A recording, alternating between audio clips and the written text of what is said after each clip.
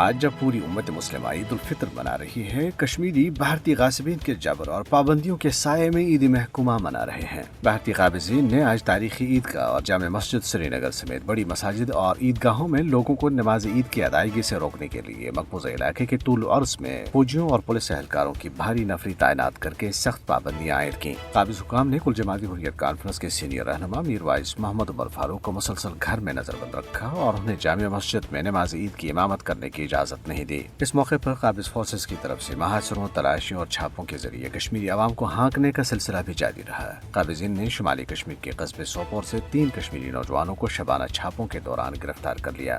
اس سے قبل سری نگر اور بڑگام کے اضلاع سے بھی 3 نوجوانوں کو گرفتار کیا گیا تھا۔ تاہم ان تمام تر پابندیوں اور مظالم کے باوجود کشمیریوں نے پاکستان کے ساتھ عید منا کر اس سے اپنی وابستگی کا اظہار اور حصول مقصد تک جدوجہد جاری رکھنے کے اپنے قومی عزم کا اعادہ کیا۔ جموں خطے سے اطلاعات ہیں کہ وہاں ڈوڈا کے علاقے میں آج لوگوں نے پاکستانی جھنڈا لہرایا اور نماز عید کے بعد جامع مسجد میں پاکستان کا قومی ترانہ پڑھا۔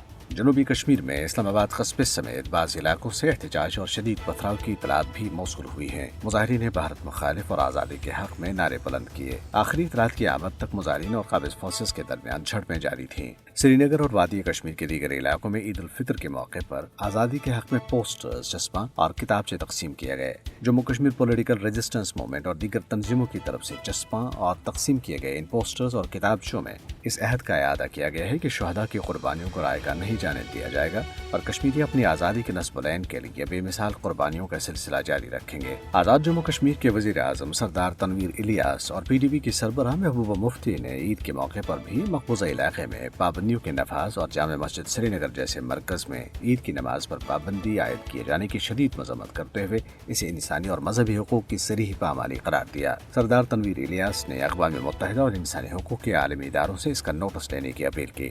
محبوبہ مفتی نے کہا ہے کہ بھارتی قابضین نے ان پابندیوں سے مقبوضہ علاقے میں حالات کی بہتری کے اپنے ہی دعوے کا پول کھول دیا۔ انہوں نے کہا کہ پورے ماہ رمضان کے دوران بھارت اور مقبوضہ جموں کشمیر میں مسلمانوں کو مودی کی زیر قیادت بی جے پی حکومت کی غیر معمولی یلغار کا سامنا رہا۔ بھارت میں بھی مسلمانوں نے عید الفطر خوف، بے بسی، ہندو انتہا پسندوں کے حملوں اور حکومتی پابندیوں کے زد میں منائی۔ جودھ پور میں ہندو انتہا پسندوں نے عید کے اجتماع پر حملہ کیا، جس کے بعد تشدد بھڑک اٹھا۔ مدھیہ پردیش میں فرقہ وارانہ کشیدگی کو روکنے کے نام پر کرفیو نافذ کیا گیا، جس کی وجہ سے مسلمان عید کی نماز کے لیے مساجد اور عیدگاہوں میں جانے سے قاصر رہے۔